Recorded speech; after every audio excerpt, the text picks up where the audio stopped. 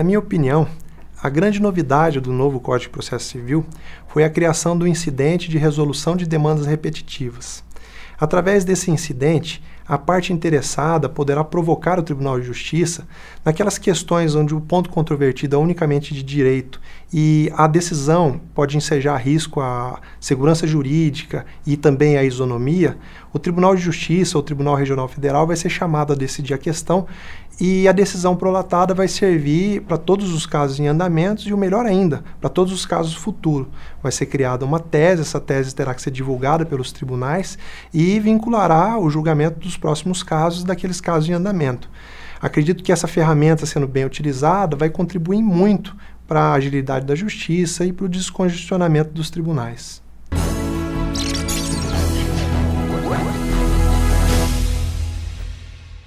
A meu ver, a principal inovação do novo Código de Processo Civil é a possibilidade que o juiz tem de flexibilizar o ônus subjetivo da prova, regra essa que está prevista no artigo 373, parágrafo 1º do novo Código de Processo Civil. Por essa regra, o juiz pode atribuir o ônus da prova para aquela parte que tem as melhores condições técnicas de produzi-la durante a instrução processual. É uma medida excepcional que será aplicada diante das peculiaridades da causa e para aqueles feitos de difícil julgamento, permitindo assim uma melhor formação da convicção do órgão julgador.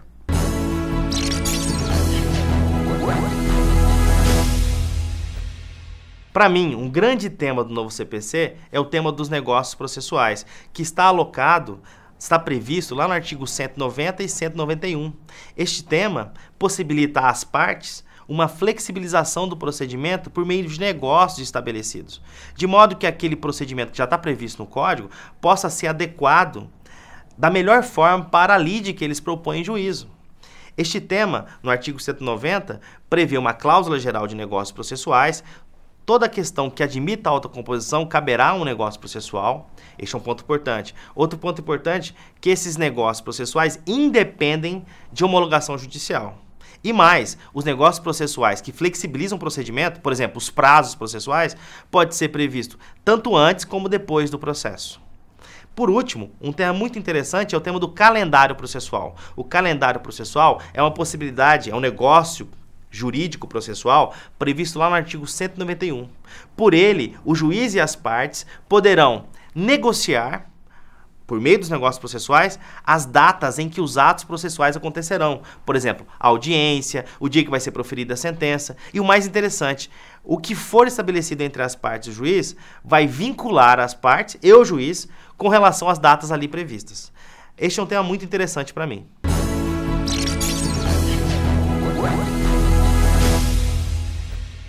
A meu ver, naquilo que se refere ao processo de execução, uma das principais inovações do novo Código de Processo Civil talvez seja a previsão da prescrição intercorrente, contida no artigo 921, inciso 3º e seus parágrafos.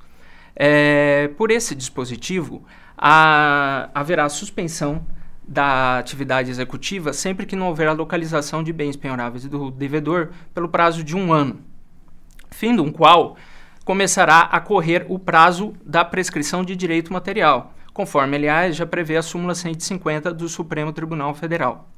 Importante destacar também a regra de transição contida no artigo 1056 do novo Código de Processo Civil, que destaca que o início deste prazo de prescrição intercorrente coincide com o início de vigência da nova legislação.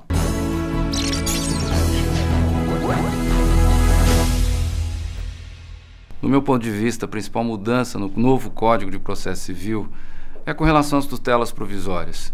A tutela cautelar foi retirada do Código. Algumas medidas cautelares foram preservadas, mas toda vez que houver um perigo de dano, um prejuízo ao resultado útil do processo, as medidas cautelares poderão ser mencionadas, manejadas no processo civil. Outro ponto que me chama a atenção nas tutelas provisórias é a estabilização da decisão proferida em âmbito de tutela antecipada em caráter antecedente.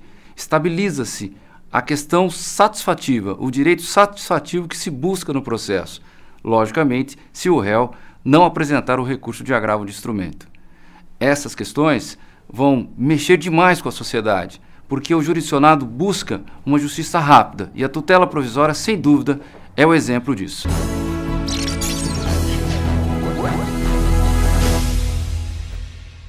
Sob o meu ponto de vista, uma das novidades mais significativas do novo Código de Processo Civil é a valorização das formas de solução consensual dos conflitos.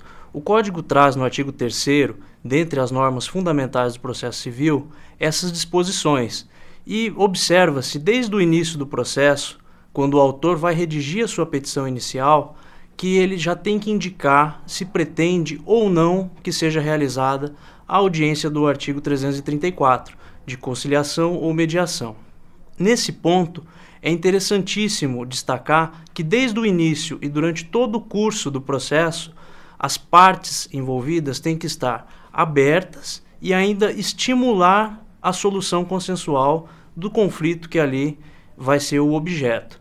Além disso, outro ponto que é importante dentro do mesmo tema é a possibilidade de utilização de métodos de heterocomposição, especificamente falando aqui do juízo arbitral, que agora, na nova legislação, passa a ser inserido de maneira positivada no ordenamento, não havendo mais dúvidas quanto à sua validade, trazendo assim segurança ao jurisdicionado.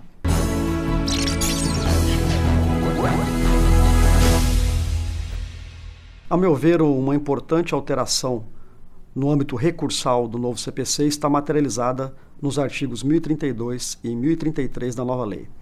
Em síntese, o artigo 1032 prevê que, em sede de recurso especial, no âmbito do STJ, do Superior Tribunal de Justiça, se o relator entender que a matéria, na verdade, seja constitucional, ele converte o recurso especial em extraordinário, possibilitando que o recorrente complemente suas razões para demonstrar o requisito da repercussão geral de um recurso extraordinário e, após isso, ele remete os autos ao Supremo para o juízo de admissibilidade de um recurso que, num primeiro momento, era especial, mas foi convertido em extraordinário.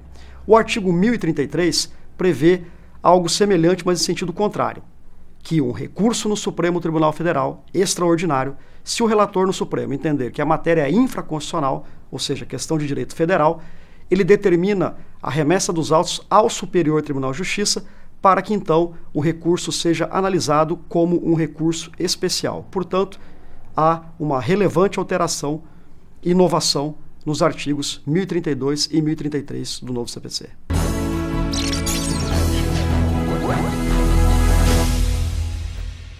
Caso uma sentença seja proferida sem observância à súmula, jurisprudência ou precedente invocado pela parte, salvo se esse precedente for desatualizado ou não aplicável ao caso concreto, a sentença será nula.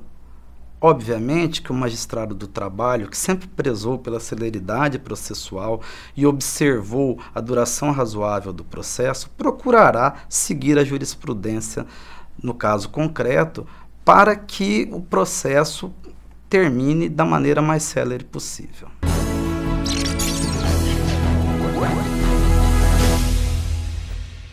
A questão da boa-fé processual no novo Código de Processo Civil está no artigo 5º e deve ser interpretado junto com o artigo 6º da cooperação.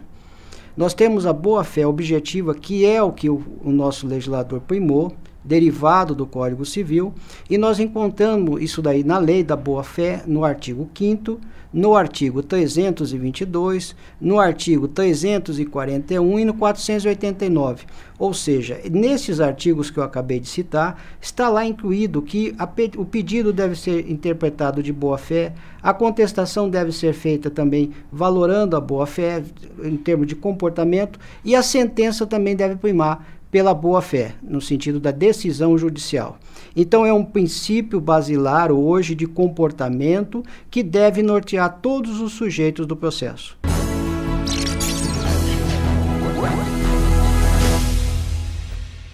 Em relação à fazenda pública, ou seja, a União, Estado e município, suas autarquias, as agências e as fundações públicas, houveram algumas inovações no Código de Processo Civil.